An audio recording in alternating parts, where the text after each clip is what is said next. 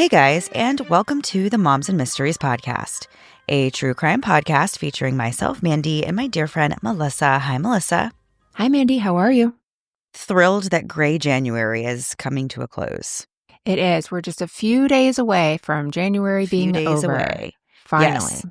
And hopefully also less than a few days away from me feeling like my normal self. I don't know what's been going around. I don't know what crud I have, but I've had it for a while and I'm ready for it to stop. I get that. My kids both got something new, but it's not like bad. It's just congestion and stuff like that nasty. Like my son, I could hear him snoring. I was like, what is going on That's there? pretty much what weird. I have. It's very mild. Like I feel like Yeah. I have felt like I'm on the verge of getting sick for like a week, but that's just been the whole sickness. Like just that feeling like you're about to get sick and Yeah. just That's another January thing for sure. I feel like everyone yes. gets icky stuff in January. So I welcome February. I don't want to aggressively welcome February because I'm sure I will regret it if I do that. But positively Optimistically, yes. Yes. Optimistically, I'm okay thinking that February can get her Can roll right on in. Yes, I agree. Yes. So, Mandy, before we get started with this week's episode, just a reminder, we have bonus episodes here on Apple Podcast subscriptions if you're listening on Apple, or you can find more at patreon.com/Moms and Mysteries podcast. From there, you can listen to our bonus episodes. You can also get ad-free early release episodes. There's a few different tiers where you could join us for Discord watch parties, which we have one this Sunday when we're recording. It'll already be over, but we'll be doing another one in February. And it's a short month. We'll definitely get to hear one. And just a couple other things. We also have Zoom Hangouts, a chat episode. So there's a lot there. We would love for you to check it out.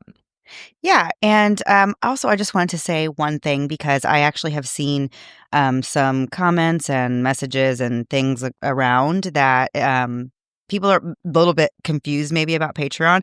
All that stuff is extra. You're not losing anything that we've always had on the main feed. We're always going to have our regular weekly episode, full episode here for you guys, and never put that behind a paywall of any kind.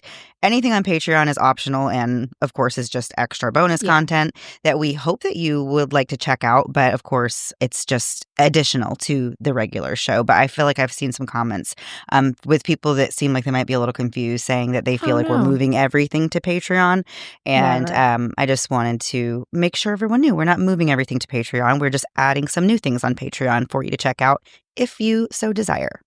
I like that. We're terrible salespeople. If you want, you don't have to. It's okay. Right. It's not. Please check it out. But if not, no big deal. No problem. Right. Okay. So we'll get into the story for this week. This episode is, to me, was an incredibly sad story to work on and one just to read about and hear about. But we'll get right into it. At around 9 p.m. on March 4th, 2008, two motorists driving on Highway 147 in Lee County, Alabama, came across a shocking scene. A young woman was on the shoulder of the road, naked, bleeding, and covered in road rash. She was crying and waving her arms frantically to flag down help. The two separate motorists quickly turned their vehicles around and blocked traffic from both directions. But by the time they got there, the woman was lying on her back in the middle of the road and fighting for her life. She was gasping for air and visibly slipping out of consciousness as blood pooled around her. These Good Samaritans called 911, and police arrived on the scene at 9:12 p.m. The young woman was now unresponsive, and despite the officers' efforts to revive her with CPR, she had no pulse. Paramedics soon took over and rolled the woman onto a backboard, which is when they discovered a devastating injury. She had been shot in her back left shoulder. The woman was rushed to the East Alabama Medical Center, but she tragically passed away. Meanwhile, just minutes after the 911 call about the young woman came in, emergency services started getting reports about a vehicle that was on fire near the Auburn University campus band practice field. Investigators ran the license plate on the burning car and found that it was owned by a man named Jim Burk. When officers contacted Jim, he told them that the car was used by his daughter, 18-year-old Lauren Burk. Jim immediately got in his car and headed to Auburn, but his world was turned upside down when he got a call from Assistant Police Chief Tommy Dawson. Officer Dawson asked Jim if he could meet him at the hospital to see if he could identify the body of a young woman who had been found on the highway. When Jim arrived at the hospital, he was led to a room where Lauren's lifeless body lay under a white sheet. He said it looked like his daughter was sleeping like an angel. And Jim said he could only utter the words, "Oh my God." And then he kissed Lauren's forehead and he left. An autopsy revealed that Lauren had been shot one time. The bullet entered through her upper back, punctured both lungs, and exited through her right upper arm.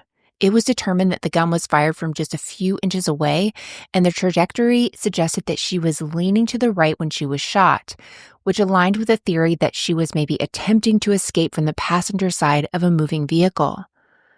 Lauren had not been sexually assaulted, but the circumstances of her final moments left a mark on everyone involved, and investigators were desperate to uncover the truth behind the tragic death of an 18-year-old woman. Lauren Ashley Burk was born on December 30th, 1989 in Marietta, Georgia. She had a brother and a sister, and though her parents were divorced, they co-parented well, and Lauren had them both in her day-to-day life. Lauren's dad described her as an angel and a happy girl who always looked on the bright side of things and wouldn't hurt a fly. She attended Walton High School, where she stood out among her peers. She was very popular in school and had a reputation for being a leader and a very responsible student. Lauren played on the school's lacrosse team, and the principal of the school once said she was a great leader, a great kid, and a very, very good student. In 2006, Lauren started dating a fellow student named Sean who absolutely adored her. He later described Lauren as someone who lived her life with radiance and joy and whose happiness was infectious. He also said that Lauren was the most amazing person he'd ever met and that she changed him in more ways than he could ever describe. After graduating in 2007, Lauren pursued her dreams at Auburn University, where she hoped to combine her passions for photography and marketing into a future career. She lived in an off-campus residence hall and joined the Delta Gamma sorority, where her vibrant personality really shined. The sorority president said Lauren's smile was contagious, and she touched everyone in the sorority in a special way. Lauren excelled in her classes and showed a lot of potential. On March 4th, 2008, Lauren's day began like any other day. She had breakfast at a campus coffee shop with her boyfriend Sean, and then she went to her 11 a.m. class. After class, Lauren called her dad to talk about her plans for spring break and a dentist appointment she had coming up. Later that afternoon, she went over to Sean's dorm to hang out and watch TV, and at some point, Lauren fell asleep and took a nap. By 8 p.m., Lauren left Sean's dorm and headed to her black 2001 Honda Civic, which was parked near the back of the lot. She had plans to meet her friend named Michael at the library for a study session at 8:30, but Lauren never showed up. Michael tried calling Lauren several times before she finally answered the phone, and when she did, she sounded distracted. Lauren told Michael that she had forgotten about a birthday dinner for a friend that she was supposed to go to, and then she abruptly hung up the phone. Michael said he could hear noise in the background that sounded like Lauren was in the car, but he didn't really think much of it at the time. But less than an hour later, at 9 p.m., Lauren was seen by two separate drivers traveling down Highway 147 as she stumbled and flailed her arms around to get help. Moments later, she collapsed to the ground and went unresponsive. Despite performing life-saving measures, Lauren was later pronounced dead. In the meantime, her car was found engulfed in flames near the Auburn University band practice field.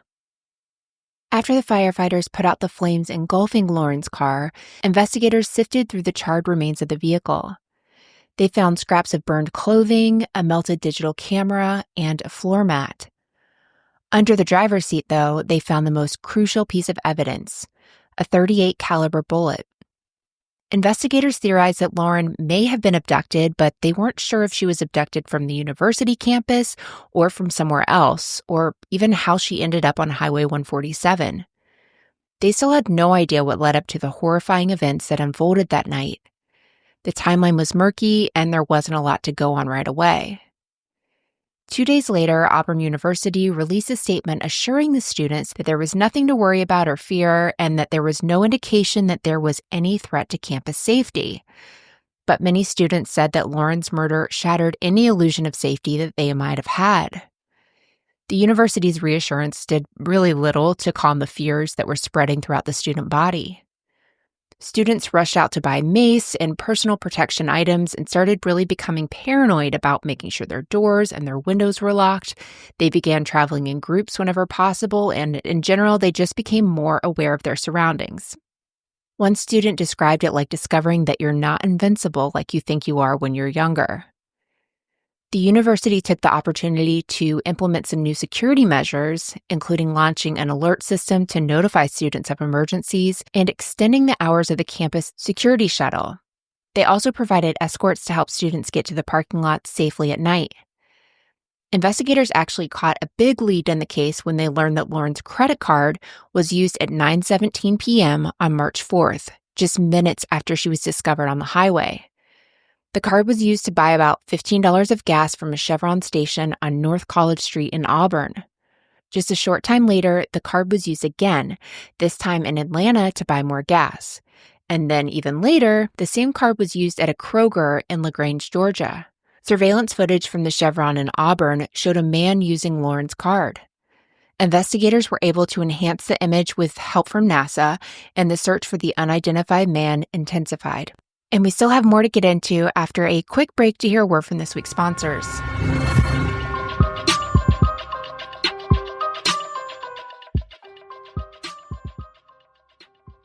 Just over a week ago, I was in Tallahassee, enjoying the snow and sleeping on the bed from my childhood. And as magical as that all sounds, all I could think about when I went to bed was the one thing I was missing. No, not my husband, my Boll and Branch sheets. They're so cozy and soft, I felt like a part of my heart was missing when I was away from them. Now, even though bringing the sheets off my bed wasn't really plausible for this last-minute trip, I actually don't go anywhere without my Boll and Branch waffle blanket. No joke. We were actually on a Zoom call the other day with one of our listeners, Laura. Hi, Laura. And she was asking about things that we're obsessed with right now. And without a second of hesitation, I said my waffle blanket, combined with the Boll and Branch sheets, and I am the queen at bedtime. Boll and Branch sheets are truly something you can't really know you're missing until you try them. Seriously, these sheets are buttery soft, breathable, and they just make you feel like you're being hugged by a cloud. I swear, once I'm in bed with these, I'm not getting up.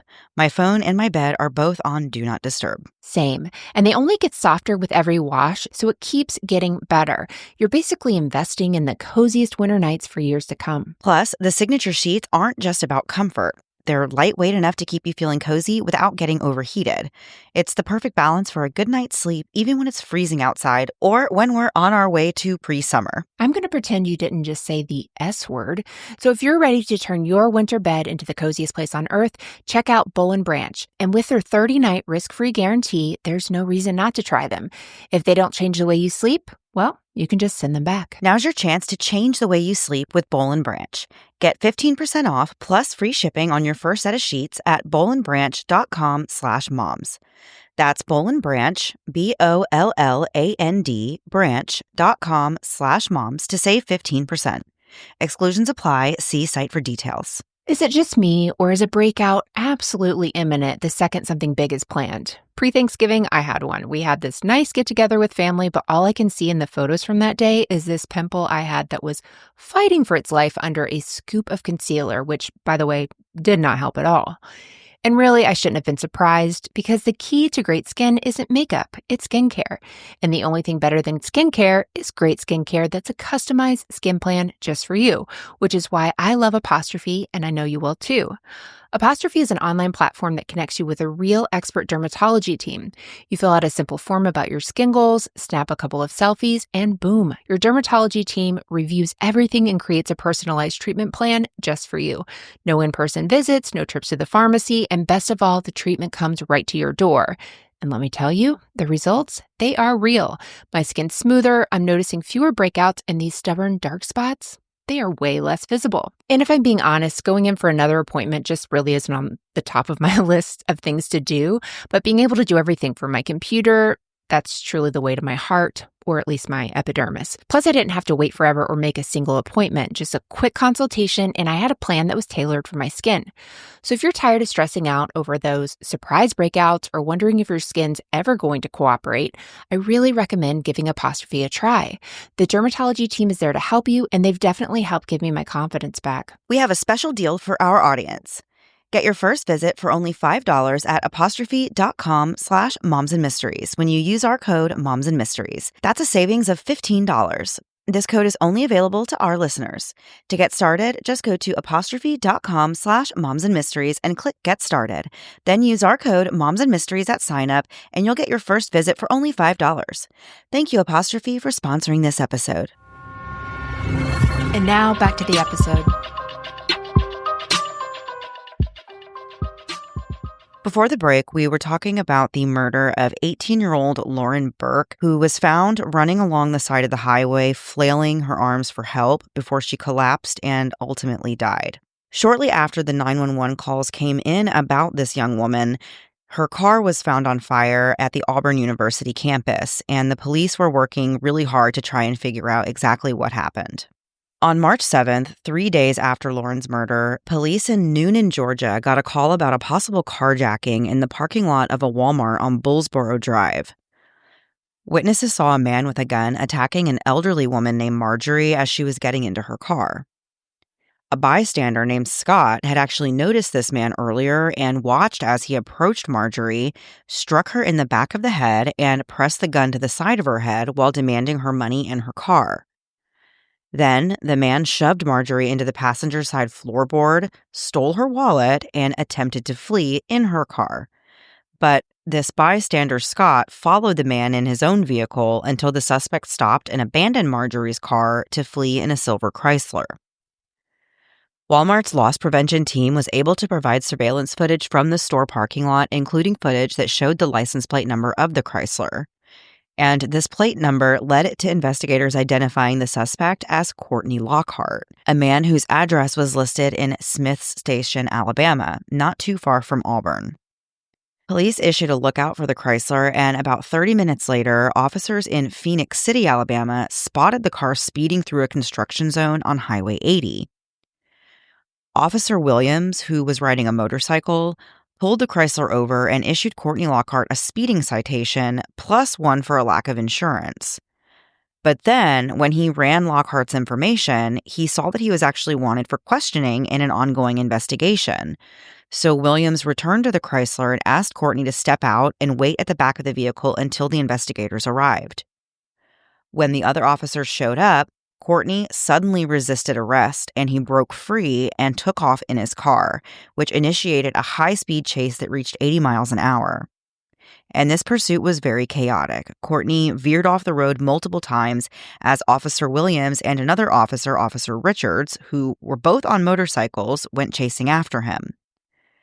When they were near Glenwood School, Courtney suddenly stopped the Chrysler and opened the driver's side door, causing Officer Richards to crash into it, which sent him flying over the handlebars and onto the pavement. Courtney then got out of the car and took off on foot. He ran behind a house and then off into the woods. Officer Richards tried to get up and chase after Courtney, but he was in significant pain after being thrown from his motorcycle, and he had to stop after about 40 yards. But he was able to point other officers in the right direction. I can't even imagine standing up after that, let alone running after somebody for 40 yards. That's incredible. Oh, my goodness. I've actually seen my husband and kids watch a lot of like dash cam videos and crash videos. And I've seen some where a motorcyclist crashes into somebody because they opened their car door. Oh, yeah. And the, motorcyclist doesn't see them in time. And it flips over. Yes. It's like very scary how fast those things can happen. So Officer Richards was able to point other officers in the right direction, and they did end up finding Courtney and apprehending him without really any incident. And he had a revolver and an iPod on him. Officer Richards had a cut on his forehead and some road rash, but ultimately he was okay. As he was being led out of the woods, Courtney said, "I'm sorry. I tried to get help after coming back from Iraq." He didn't say exactly what he was sorry for, but these words hinted at some very deep personal struggles. Courtney was born in 1984, and he grew up in Smiths Station, Alabama. He had virtually no relationship with his dad, who struggled with drugs and alcohol. When he was a kid, Courtney was outgoing and friendly, and one of his friends said that he was the kind of person you always wanted to be around, and he was really just funny. But by 2002, things had taken a turn, and Courtney was sent to a juvenile facility for harassment. In 2003, 18-year-old Courtney enlisted in the Army. He had dreams of becoming a drill sergeant. Courtney went to basic training at Fort Sill, Oklahoma, and he was later stationed at Fort Carson, Colorado. Ultimately, Courtney served with the 2nd Brigade Combat Team in Iraq from August 2004 to July 2005. His team primarily performed escort missions where Courtney served as a gunner and maintained security at the base. A sergeant described the deployment as being in a constant state of alert, and their brigade suffered 3 to 4 casualties per week as a result of attacks on the base. Courtney was affected by the deaths of several of his fellow soldiers and had to endure some truly horrific things, like cleaning the interior of a vehicle that contained the remains of a fellow gunner that was killed in action. And he also discovered the body of an officer who was killed by a mortar round while using a bathroom. Courtney also witnessed the explosion of a tank containing 4 to 5 soldiers after being hit by enemy fire. They had to constantly be on guard. Courtney later said that there were nights that he would lay in bed not knowing whether the ceiling was going to fall in on them from an attack. While in Iraq, Courtney became close with his sergeant, Sergeant Prince, and he really thought of Sergeant Prince like a father figure, which was something Courtney never really had as a kid. On June 11, 2005, Sergeant Prince was killed in action when his vehicle struck an IED device in Iraq. His death came right on the heels of another incident where Lockhart and his fellow soldiers were attacked by their own forces. This combination of events devastated Courtney and left him traumatized and numb. His battalion commander later gave sworn testimony that Courtney was a superb soldier who had earned an Army Commendation Medal and the Combat Action Badge. In 2005, Lockhart's brigade returned to Fort Carson, Colorado, where he got engaged to his long-term girlfriend, Nicole. But shortly after his return, Nicole began noticing changes in his behavior and personality. She said that he was often angry and indifferent, but the couple welcomed a daughter in 2006. Unfortunately, that didn't stop Courtney's downward spiral. He began drinking heavily, using marijuana, and he even went AWOL at one point. He ended up being court-martialed for threatening and pushing an officer following an argument in the mess hall among a small group of soldiers.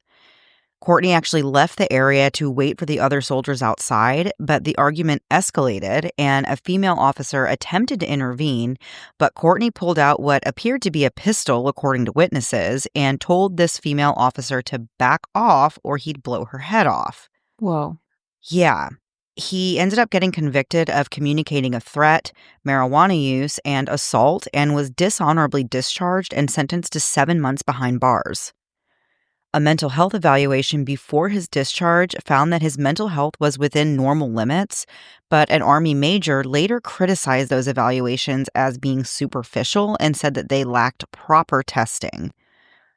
When Courtney returned home to Smiths Station, Alabama, he struggled immensely. Family and friends said he was like a totally different person. He was anxious, withdrawn, and really unwilling to discuss his time in Iraq.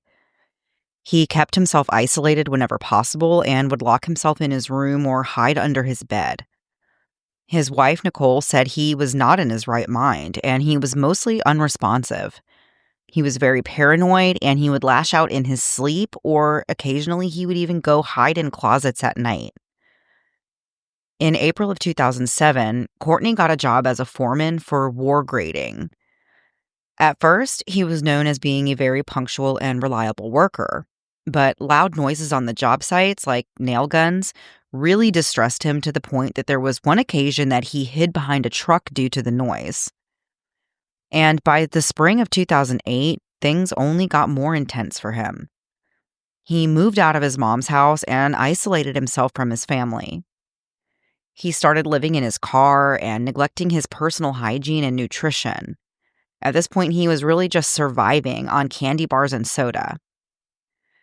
During one visit with Nicole and his daughter, he held a gun to his head and threatened suicide. Courtney's performance at his job declined even further when the company worked near Fort Benning, where the artillery exercises really triggered his PTSD symptoms. His work performance deteriorated substantially, and this period in time also coincided with the timing of Lauren Burk's murder. And this is the man that police would later identify as her killer. After being taken into custody, Courtney was questioned about the carjacking in the Walmart parking lot. During the interview, he admitted to intimidating the elderly Marjorie with a gun, getting into her car, and stealing her purse. He admitted that Marjorie's ID could still be in his vehicle. Courtney also admitted that during the high-speed chase, he threw a handgun out of his car window near a Publix in Phoenix City. Investigators searched the area and were able to recover the gun, which was then taken into evidence. As the interrogation continued, Courtney confessed to 3 additional armed robberies in the days leading up to his arrest. The first of these occurred on February 25th at a convenience store in Smith Station, Alabama. He actually went into the store brandishing a gun and demanded money from the clerk. Once he had the cash, he demanded a bag, and the clerk said there were no bags available, so Courtney fired a shot into the cigarette counter before fleeing the store. The next robbery was on March 5th at around 10:20 p.m. in the parking lot of the Florence Hand Nursing Home in LaGrange, Georgia.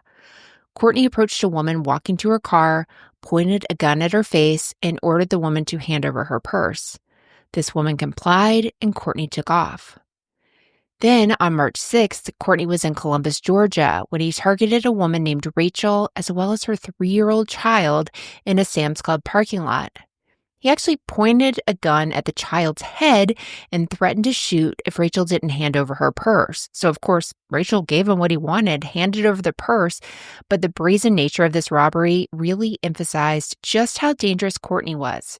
Meanwhile, as Courtney was confessing to his string of robberies, the police were examining the items that they found during his arrest. It was actually determined that this iPod that he was carrying belonged to Lauren Burk, and the revolver was confirmed to be the weapon used in her murder. This crucial evidence prompted the Auburn Police Department to start questioning Courtney specifically about Lauren's murder. As soon as he was confronted about what happened to Lauren, Courtney became physically sick and he started vomiting, but he then ended up giving a full confession. Courtney broke down and said that he never intended to kill or sexually assault Lauren. His goal was simply another robbery. He described what actually happened in great detail. Courtney said that on March 4th, he found himself in need of gas money. Knowing that he wasn't scheduled to work the next day, he decided he'd just rob someone and get money to fill his tank. He drove through the Auburn area for hours looking for a potential victim, which also, by the way, probably eats up your gas if you're looking for gas and you're searching for victims. But as the evening set in, he decided to head to the Auburn University campus where he drove around observing the students.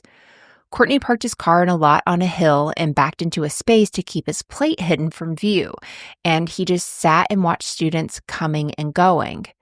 At one point, a police car drove by, and that actually scared him, so he left the area. But he still decided to return later that night, determined to carry out his plan. When Courtney returned to the campus, he parked in the same parking lot where Lauren was parked while she was visiting her boyfriend's dorm. Courtney watched as Lauren walked to her car and opened the driver's side door. Then he got out of his vehicle, approached Lauren from behind, and pointed his gun at her. He demanded that she get in the car, and he shoved her inside. Lauren scrambled into the passenger seat of her own vehicle while Courtney got behind the wheel. According to Courtney, Lauren was hysterical and screaming uncontrollably at first, but he said he just sat there and said nothing until she quieted down. Eventually, Lauren gave Courtney $200 in cash and begged him to let her go, but instead, he took off with Lauren in the car, keeping his gun pointed at her the entire time. Courtney said he told Lauren to take off her clothes, not for any sexual purpose, but because he believed that she would be less likely to try and escape if she was naked. Lauren refused to remove her clothing at first, but after Courtney persistently demanded that she do so, she eventually complied. Lauren tried to reason with Courtney and asked repeatedly if he was going to shoot her. And she told Courtney that she could help him find a job if it was money that he needed, but he told her that he had a job and he didn't need one. Courtney then started saying how he felt his life was over and that Lauren was just doing her best to remain calm in the moment, and she was really just trying to figure out a way to survive the situation while Courtney drove around aimlessly. While driving down Highway 147, Lauren's phone started to ring, and at first it was her friend Michael that she was supposed to meet for a study session. By that time, he was concerned because Lauren hadn't shown up. And then Lauren's boyfriend Sean started calling. So Courtney finally agreed to let Lauren answer the phone, but told her to come up with an excuse for where she was and to get these people to stop calling. So when Michael called again, Lauren shakily answered and told him that she'd forgotten about this birthday dinner for a friend. But before Michael could respond, Lauren hung up the phone. Courtney then drove around for the next 30 minutes with Lauren in the car as they circled back toward the Auburn campus. And Lauren tried to reason with him and continued to suggest ways that she could be able to help him. But Courtney said that it felt hopeless and felt like his life was already ruined. Sure. So why ruin someone Right. else's? That makes no sense. No, I know. I never understand that thought process. While driving between Lee Road 72 and Highway 280, Courtney said the gun just went off and that both he and Lauren were shocked by the sound of it. Lauren immediately started screaming and opened the passenger door of the moving vehicle before jumping out in a desperate attempt to escape. Courtney said that he didn't immediately stop when Lauren jumped from the car, but instead he drove a short distance and then he thought about turning around, but there was another vehicle that was blocking the turnaround point, so he ultimately decided to just keep driving and focus on erasing any evidence that could link him to the crime. Along the way, he stopped to fill Lauren's car up with gas and splashed gas inside the vehicle.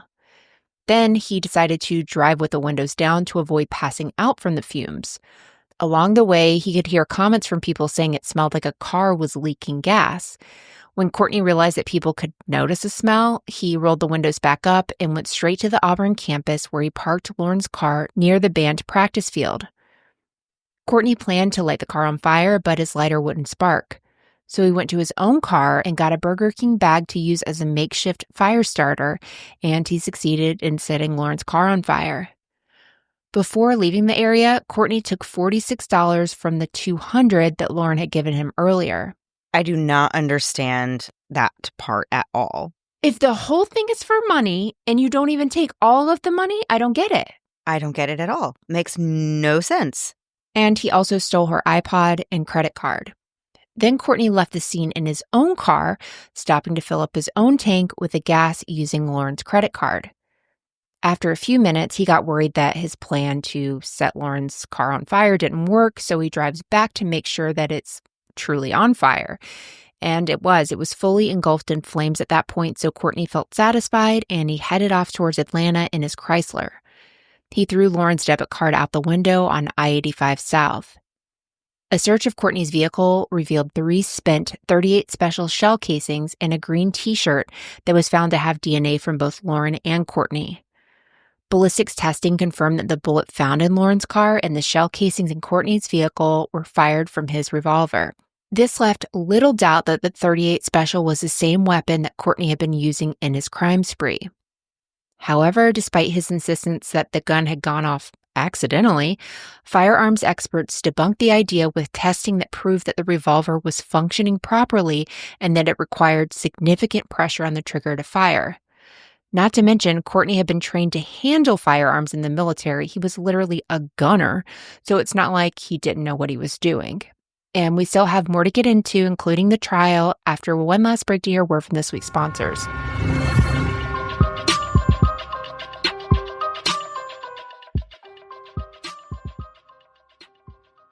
This episode is brought to you by IQ Bar, our exclusive snack sponsor. This past year, I've struggled to stay motivated. I really need something that works with my schedule and my goals, and that's why this year I've decided to kickstart my wellness goals with IQ Bar, where brain power meets body fuel.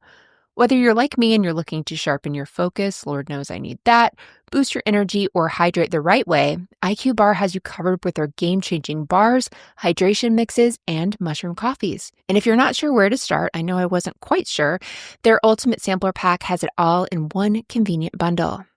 That's right. IQ Bar's Ultimate Sampler Pack is the perfect way to dive into all their delicious products and flavors. You'll get 7 IQ bars, 4 IQ mix sticks, and 4 IQ Joe sticks, so you can try it all and find your favorites. And what's even better is all IQ Bar products are free from gluten, dairy, soy, GMOs, and artificial sweeteners, so you can snack smarter without the guilt. And if you're looking for more brain-boosting benefits, IQ Mix is a zero-sugar drink mix that hydrates with electrolytes, improves mood with magnesium, and enhances focus with lion's mane adaptogen. It comes in 7 refreshing flavors like passion fruit, pina colada, and my personal favorite, blueberry pomegranate. IQ Bar isn't just about taste, it's about nutrition too, but it does help that they actually taste great. With more fiber, less sugar, and fewer carbs than the alternatives, you can enjoy 9 satisfying flavors like mint chocolate chip, banana nut, and toasted coconut chip without all the extra junk. With over 15,000 5-star reviews and counting, IQ Bar is the #1 brain and body nutrition bar, hydration mix, and instant coffee in the U.S. And right now, IQ Bar is offering our special podcast listeners 20% off all IQ Bar products. Plus, get free shipping. To get your 20% off, just text MOMS to 64,000. Text MOMS to 64,000. That's MOMS to 64,000. Message and data rates may apply. See terms for details. Let's be honest, raising a family today feels a lot like navigating a maze of unhealthy options. Between the hidden sugars, artificial ingredients, and even the misleading labels, it's hard to know what's actually good for our kids. But that's why I love Thrive Market. It's like having a personal guide to healthier living for my entire family. So for example, my son loves macaroni and cheese, like loves it. And it's one of those things he can actually make by himself. But the mac and cheese he likes is, how do I say this? Terrible for him. So I know he loves it, but I need to find an alternative. And Thrive Market made it so easy. There's an Annie's version that he actually really, really likes. And when it comes to my kids' snacks, Thrive Market is a total game changer. They have so many choices that actually align with my health goals, and my kids love them. So I can grab organic, low-sugar treats, and they don't even realize they're actually getting the healthier option. And another feature I can't live without, and truly this is a miracle, is the Healthy Swaps scanner that's in the Thrive Market app. So it's so simple to use. You just scan the barcode of a product you already buy, much like the macaroni and cheese, and it'll instantly suggest cleaner, healthier alternatives.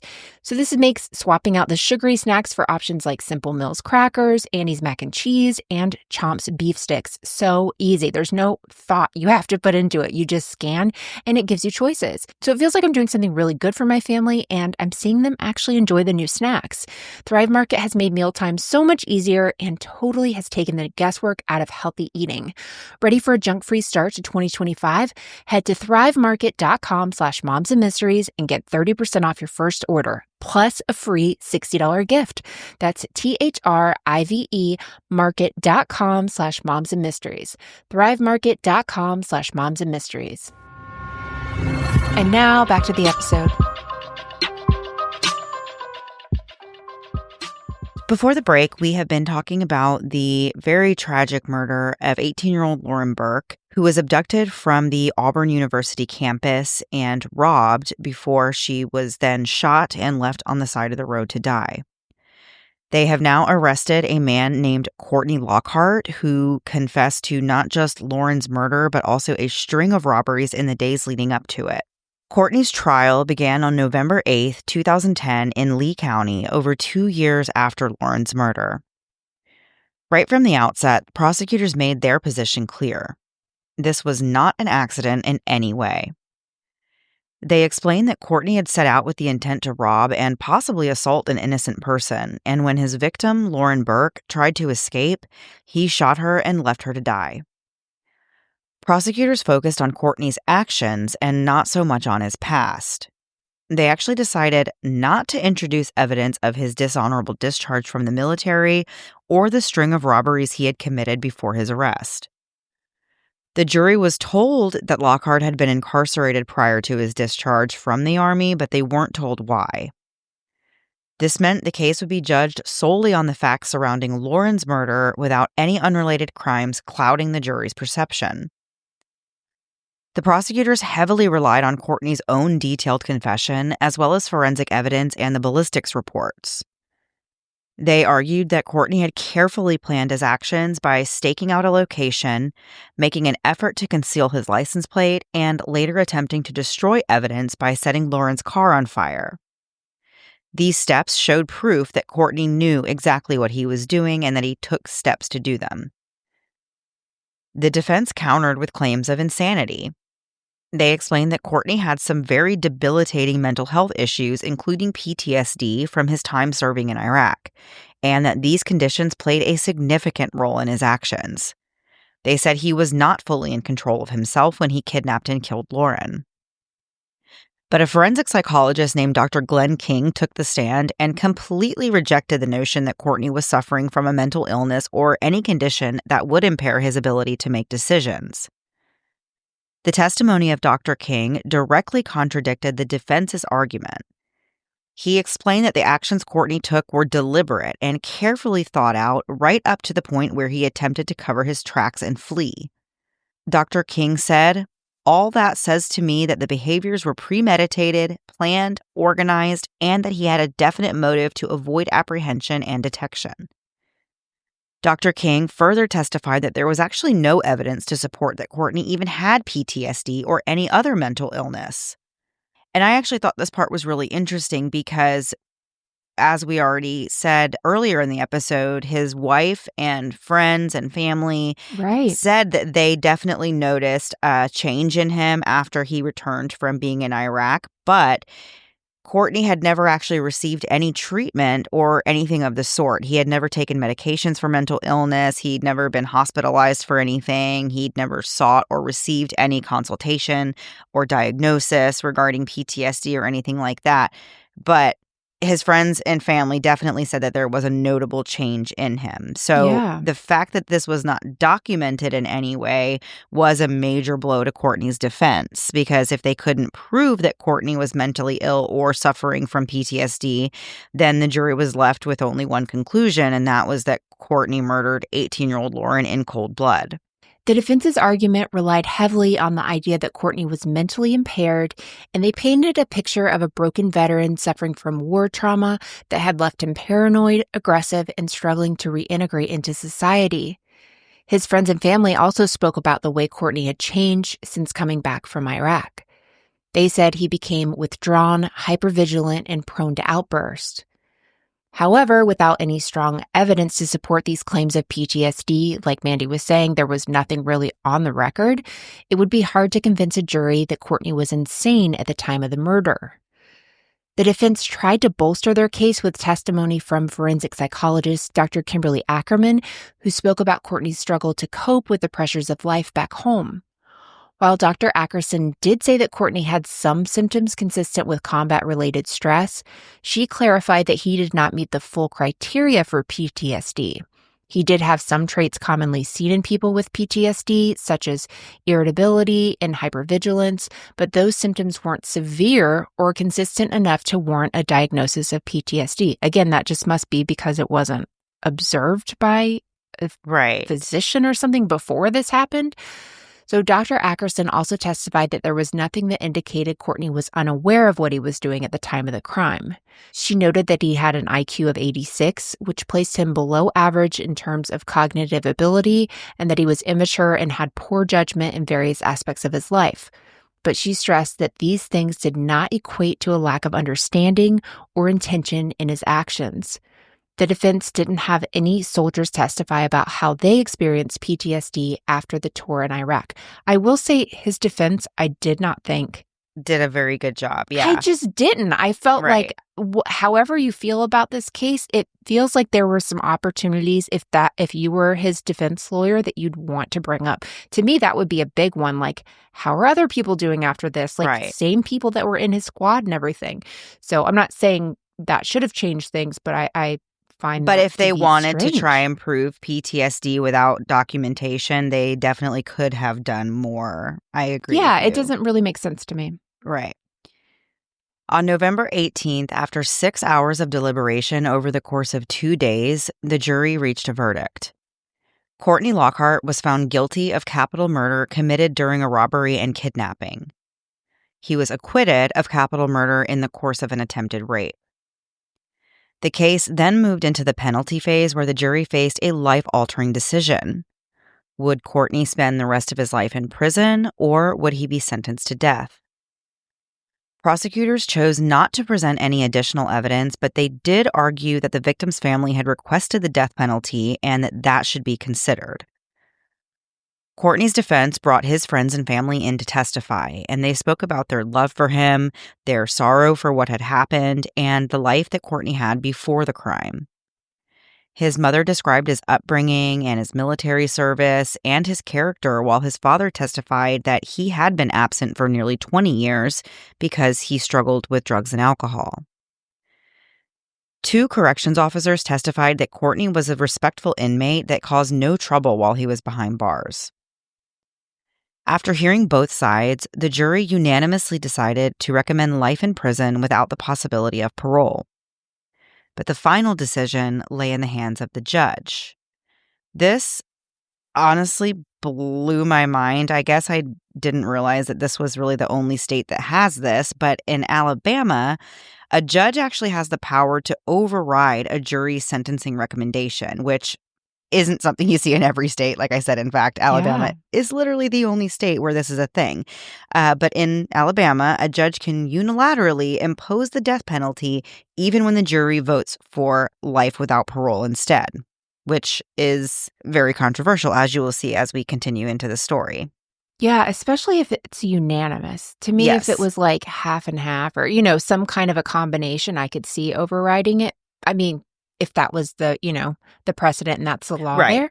But to be unanimous is kind of wild to me. The sentencing hearing began on March 2nd, 2011. Several members of Lauren's family gave victim impact statements that were specifically not supposed to be considered in relation to Courtney's sentence. Lauren's father, Jim, said that while he respected the jury's opinion that Courtney should get life in prison, he wondered if they would have voted that way if they had lost a child in the same horrific manner that Lauren was killed. He said, quote, "Why should Lauren not be here? And he should be. It's not right. You killed her. She's not breathing, and you are," end quote. Then he looked at Courtney and said, quote, "I just hope the fear, the pain, how scared my daughter was, I hope you feel that same fear before you die," end quote. Jim then made a comment about, while Jim doesn't have his daughter, Lauren, Courtney still has his own daughter. And that made Courtney snap back and say, quote, "Don't bring my daughter into this. I'm sorry for your whole family." And Jim responded with, "I wish you hadn't brought my daughter into this," which, very powerful statement there. Lauren's mother, Vivian, told the judge that Courtney deserved no leniency because her daughter received no leniency. 2 of Lauren's aunts asked the court to impose the death penalty. In the end, as Mandy was saying, the judge overruled the jury's unanimous recommendation for life without parole and sentenced Courtney to death. His mother began screaming and wailing in the courtroom when she heard this sentence. The judge outlined why he believed Courtney deserved the death penalty in a 28-page sentencing order. In part, he argued that the kidnapping was especially egregious because she had been alone, she was on a college campus, unarmed, and randomly targeted. Courtney then forced her into her own car at gunpoint and stripped her of her clothing and any opportunity to escape. The judge also pointed out that the jury had not been given the full picture of Courtney's past. If they had, perhaps they would have voted differently. As for mitigating circumstances, the judge acknowledged that Courtney had no significant prior criminal history, but he said that held very little weight due to his military violations. The judge also said that he believed Courtney was under extreme emotional distress at the time of the murder, but felt that still did not justify anything. Experts had testified that his condition was not severe enough to influence his actions, and Courtney had never sought mental health treatment. The wishes of Lauren's family also factored into the judge's decision, and although it is a constitutionally controversial practice to rely on a victim's family for sentencing decisions, it is legally permissible in Alabama. So the trial court found that Courtney is loved by his family and is a good father to his daughter, that he had virtually no relationship with his own father, and that he had been well behaved while he was in jail. They agreed to all those things.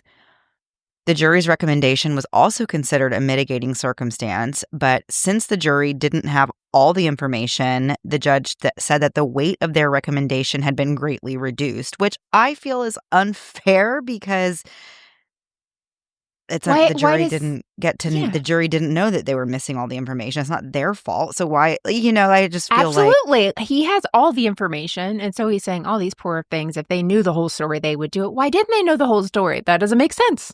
Right. Courtney appealed his conviction and death sentence to the Alabama Court of Criminal Appeals on grounds that it was unconstitutional for a judge to override the jury's recommendation of life without parole.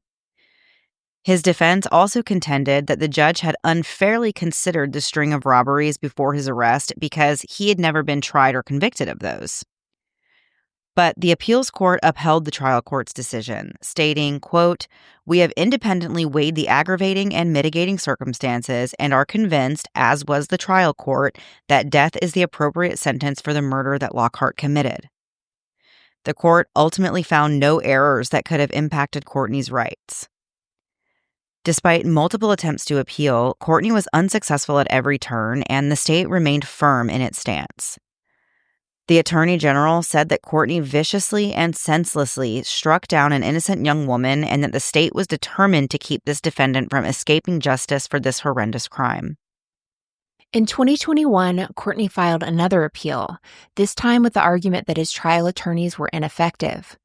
A key issue that he raised was that even though the funds for an expert psychologist had been approved 18 months before the trial, it wasn't until just 6 weeks before that the defense brought on Dr. Ackerson, who actually made things worse by testifying that she was not an expert in PTSD and that if she knew the defense wanted her to diagnose Courtney with PTSD, she would have advised them to seek a specialist instead. Yeah, for sure. They had 18 months, and of course there's other things going on. They're, building their case, but then to bring somebody on that's not even an expert, it definitely doesn't help things. During this appeal process, new evidence surfaced when a law student who was assisting with Courtney's post-conviction proceedings uncovered a medical record from Fort Sill where Courtney had been stationed. This document, which was found in his former bedroom, indicated that a military physician noted signs of PTSD and prescribed Paxil and Trazodone, which are commonly used to treat anxiety and depression.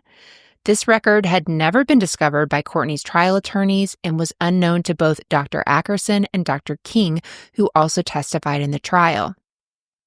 Despite the new information, Dr. King maintained his original assessment and concluded that Courtney was fully aware of his actions when he abducted and murdered Lauren, and that his actions that night were not driven by mental illness. Dr. King further said that Courtney's actions did not align with PTSD. In the end, the Alabama Court of Criminal Appeals once again upheld Courtney's sentence. As of today, Courtney remains behind bars at Holman Prison. His execution date has not yet been scheduled. No defendant in Alabama history has ever been executed after a unanimous jury recommendation for life without parole, and Courtney is actually one of only 5 inmates currently on death row due to this type of judicial override. In March of 2022, on the 14th anniversary of Lauren's murder, former Auburn Police Chief Tommy Dawson spoke to WRBL News 3, where he reflected on Lauren's final moments. He said, quote, "The one thing I always try to get across is Lauren was very, very brave. She jumped out of the vehicle totally nude except for a pair of socks, and she fought it to the very end. And unfortunately, she was murdered in the process. She was very, very brave," end quote. Chief Dawson continues to advocate for awareness and personal safety and urges people to remain vigilant. He stresses the use of the buddy system, staying aware of your surroundings, and fighting back if you're attacked. He says you should make as much noise as possible to deter the perpetrator, and above all, always fight back. Absolutely. This case is so sad. At the heart of it, and like the focus is that Lauren Burk was killed. She did nothing wrong. She was in the wrong place at the wrong time. Right. She tried to give him her money. She tried to do whatever she could. And I can't imagine. That's torture. To have somebody driving you around, begging them to let you out and holding a gun at you for however long. In your own vehicle, I can't imagine the fear. Without clothes on or anything. Oh my gosh, all of it is just so horrific and unnecessary. And for him to just admit that he was looking for gas money, and then I don't understand why he didn't just take her $200 and let her go. Yeah, it did seem like he was escalating with things, though. Like he had these other robberies, which weren't allowed in court for some reason. And then he has the lady in the Sam's parking lot with the baby. Child. Yes, that's right. Yeah, he was escalating. But it's just so unfortunate to me that Lauren, at the heart of this, had nothing to do with it, had no idea who this guy was. And that's like the scariest thing, right? Like having kids and stuff is you don't even have to worry about the people they know. You have to worry about people they have no idea about. And the other thing that made me so angry about this guy, just one of the specific details was that he specifically targeted people that were vulnerable. He was prowling around at nursing homes and, looking for elderly people. Thank you for saying that. A woman with a young child, a college campus where it's going to be young people, students that are going to be like helpless and in their own world, unexpecting and unassuming. And that type of like preying on people like that it's just that's where you special get into, level, another layer, to the whole thing. Absolutely. So you can have all this trauma from being in the war, and I'm sure he did, but this is a whole other thing. I guess if anyone knows for sure, I would love to know why the judge was able to make the decision with all the evidence, but the jury had to look at just what they had. So I feel like I just want to understand. Right. That.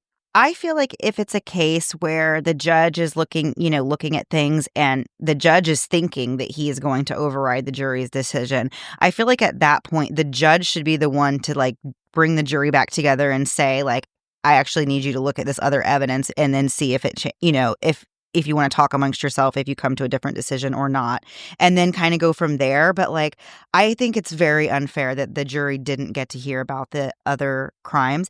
But I also feel like, though he admitted to those crimes, in his confession, but he wasn't tried for those and convicted of those. I did see in the research that they were able to go, at least on one of those, they were able to go and find footage, proving that what he said actually happened. He did hold this, the elderly woman at gunpoint. I believe they got footage from that one. So I'm not sure, but I'm assuming they were able to verify all of these things that he said, and prove them. But he wasn't tried for them and wasn't convicted for them. So that I can understand his defense saying that they shouldn't be considered because technically those aren't on paper either. If you can't say he has PTSD because there's no paper trail, then you also can't use these 3 crimes against him because there's no advocating paper trail, for him to be out of prison. Right. We're just confused on a lot of things about this case. A lot of it in the court case. Like, I just don't understand the defense, prosecution, or the judge, to be quite honest, in the whole thing. Like, maybe the state of Alabama just does things differently, and I didn't realize that. That's it. Well, they are the only TBD. State who does things this way, so they do things differently, clearly. Alabama. So, it makes a little sense that we don't understand it because it's definitely not common. For once, it wasn't. Florida. Only 2 states, Alabama and Florida. Yeah, exactly. But no, this is such a sad story. Like, these types of stories really do just break my heart because Lauren had absolutely nothing to do with this. It's just and everything to live for. Just man, I feel so bad for her family. I can't imagine those calls like this. Yeah, you're right. It just does. It breaks your heart. It really does. Okay, guys, that was the story for this week. Thank you so much for listening. We will be back next week. Same time, same place, new story. Have a great week. Bye.